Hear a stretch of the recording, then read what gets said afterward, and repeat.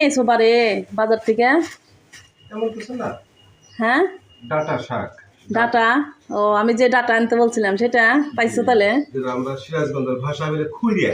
খুইরা না, আমরা বলি ডাঙ্গা। ডাঙ্গা, হ্যাঁ। ডাঙ্গা বলি আমরা সিরাজগঞ্জের মানুষ। আর কি? শুকনা মরিচ। শুকনা মরিচ। এটা কেন আনছো বলো? আলু ভর্তা করার জন্য? আলু ভর্তা করব। জিয়া ঝাল তো? জিয়া ঝাল। কারেন্ট ঝাল তো না?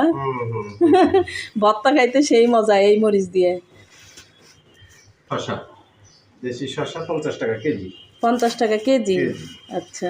করল্লা, একটা করল্লা, রাজকীয় করল্লা, এর নাম রাজকীয় করল্লা। বাবা, রাজকীয় করল্লা নাম প্রথম শুনলাম। 80 টাকা। এই যে হাগরাই আলু।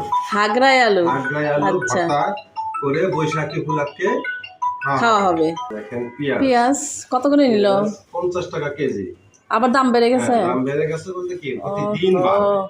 তাহলে তো বেশি করে এখন কিনতে হবে। কিন্তু পেঁয়াজের সাইজ গুলো